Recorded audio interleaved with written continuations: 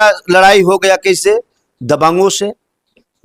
जो बाहुबली हुआ करते थे, हम लोगों ने उसको भी फेस किया है। उस समय भी हमसे मीडिया के लोग पूछते थे कि आप तो कोई बेहतरीन दबंग है नहीं, यहाँ तो मुखिया वही बनेगा जो दबंग होगा, विधायक वही बनेगा जो बड़ा दबंग होगा। नमस्कार, मैं हूं ब्रजेश और आप देख रहे हैं बीटी न्यूज इंडिया और बीटी न्यूज इंडिया में आपका स्वागत है। और देखिए, पंचायत चुनाव को लेकर जैसे जैसे पंचायत चुनाव नजदीक आते जा रहा है, सरगर्मियां धीरे धीरे बढ़ती जा रही है। सभी संभावित प्रत्याशी सभी अपने अपने पंचायतों में जो जिस पद के लिए संभावित प्रत्याशी है वो जनसंपर्क कर रहा है।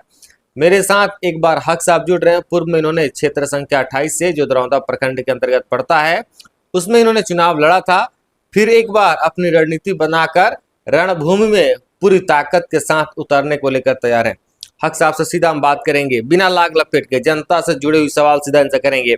हक साहब, वर्तमान की परिस्थिति में, मौजूदा हालात में राजनीति का स्तर इतना गिर गया है कि लोग आते हैं, चुनावी वादे करते हैं, वोट लेते हैं, उसके बाद अपने काम पे लग जाते हैं, जनता से कोई सरोकार नहीं रहता। आप कितना सहमत है इस बात से?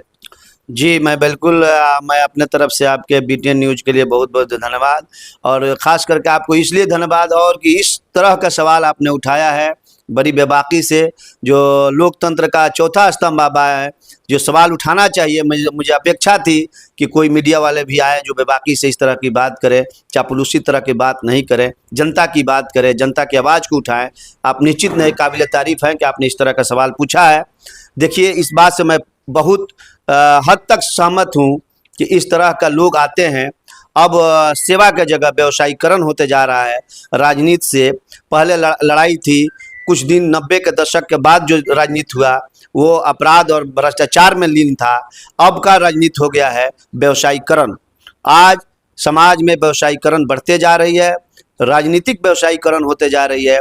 हमारे भोली भाली जनता को, भोली भाली समाज को ये लोग, जनता में कुछ लोग ठगने के लिए आते हैं, जो बाहर विदेश से कमा के आते हैं, जो बाहर कोई बिजनेस करके आते हैं। समाज को, जनता से कोई सरोकार नहीं।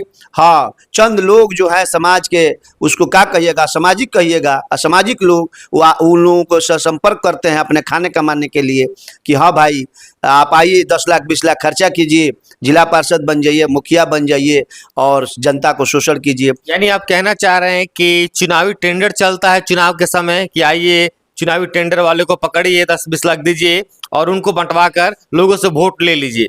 हाँ, ये इसी तरह आप देख रहे हैं, समाज में भी देख रहे हैं, हम लोग भी इस चीज़ से बहुत रूबरू होने पड़ रहा है। तो कई जगह अब हक साहब कैसे फिक्स करिएगा इस सब चीज को, क्योंकि आपके भी सामने आने वाला है, पहला चुनावी टेंडर का आएगा, जितने भी चुनाव के टेंडर लेने वाले लोग हैं आपसे संपर्क करेंगे। दूसरा जो है, जात पात से कैसे आप उभरिएगा, क्योंकि बिहार में कोई भी चुनाव हो, लोकसभा हो, विधानसभा हो या पंचायत चुनाव हो, पंचायत चुनाव तो ऑफ टॉप माना जाता है, त्रिस्तरीय जो पंचायत चुनाव है। जात पात को लेकर कैसे आप इस सबसे बाहर निकलिएगा? अभी चुनाव जब सामने आएगा तो आपके ऊपर भी टैग लगाया जाएगा हिंदू मुसलमान का। इन सब चीजों से कैसे उभर कर अपने आप को एक अलग तरह से आप रिप्रेजेंट करिएगा? देखिए, हमारा राजनीति के ही हुआ है संघर्ष से। हमने कोई विधायक, एमपी, एमएलए, मुखिया, पार्षद बनने के लिए हमने नहीं आया है। राजनीति में लोग बोलते हैं जन समस्या को लेकर संघर्ष करने के लिए। राजनेता जो होते हैं, सामाजिक जो लोग होते हैं, जो समाज का चिंतक होते हैं, इसलिए नहीं आते हैं कि हमको पद मिल जाए।